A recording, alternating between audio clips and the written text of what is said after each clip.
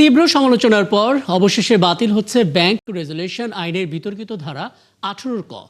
সংসদে বাজেটের ওপর সমাপনী বক্তব্যে এমন ঘোষণা দিলেন অর্থমন্ত্রী আমির খসরু মাহমুদ চৌধুরী। বলেছেন, ব্যাংক লুটেরাদেরকে কোনো ছাড় দেওয়া হবে না, একই সাথে সুরক্ষা নিশ্চিত করা হবে আমানতকারীদের অর্থ।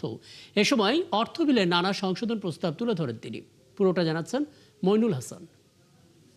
আমরা অর্থনীতিকে আরো স্থিতিশীল, শক্তিশালী এবং টেকসই প্রবৃদ্ধির দিকে এগিয়ে নিয়ে যেতে সক্ষম হব। 10 এপ্রিল সংসদে পাশ হওয়ার পর থেকেই তীব্র সমালোচনার মুখে পড়ে ব্যাংক রেজুলেশন আইনের বিতর্কিত 18 এর ক ধারা। পুরনো মালিকদের ফেরার সুযোগ রাখায় বিএনপি সরকারের সদিচ্ছা নিয়েও প্রশ্ন তোলেন কেউ কেউ। ইতিমধ্যে অনেকে প্রশ্ন করেছেন সরকার কি করছে। অবশেষে বিষয়টি আমলে নিয়ে তা বাতিলের ঘোষণা দিলেন অর্থমন্ত্রী। সংসদে নতুন অর্থ বছরের প্রস্তাবিত বাজেটের ওপর সমাপনী বক্তব্যে তিনি বলেন, জনগণের সম্পদ যারা লুট করেছে তাদের ছাড় দেওয়া হবে না। এ সময় আমানতকারীদের অর্থের সুরক্ষা নিশ্চিতের কথাও বলেন তিনি।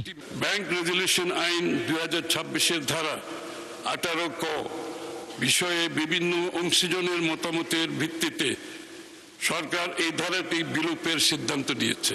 আমাদের বার্তা স্পষ্ট, যারা জনগণের সম্পদ লুট করেছে তাদের ছাড় দেওয়া হবে না। অন্যদিকে আমানতকারীদের আমানতের সুরক্ষা নিশ্চিত করা হবে। প্রস্তাবিত বাজেটের অর্থ বিলের উপর আলোচনা করতে গিয়ে তিনি বলেন, মে মাস পর্যন্ত 11টি অগ্রাধিকার মামলায় দেশে বিদেশে জব্দ করা হয়েছে 72,343 কোটি টাকার সম্পদ।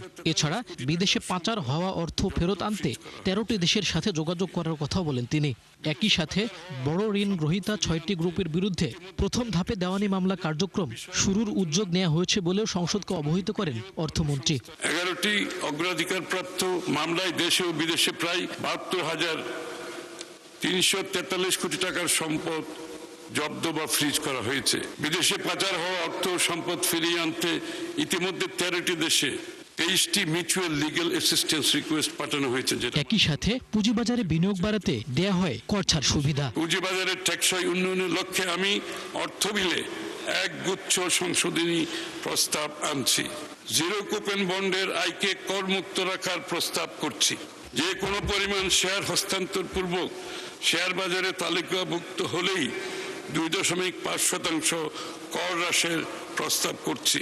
এদিন শুল্ক কর কাঠামোয় বেশ কিছু পরিবর্তন এনে পাশ করা হয় অর্থ বিল 2026। 5% কর হ্রাসের প্রস্তাব করছি। মইনুল হাসান, 71, ঢাকা।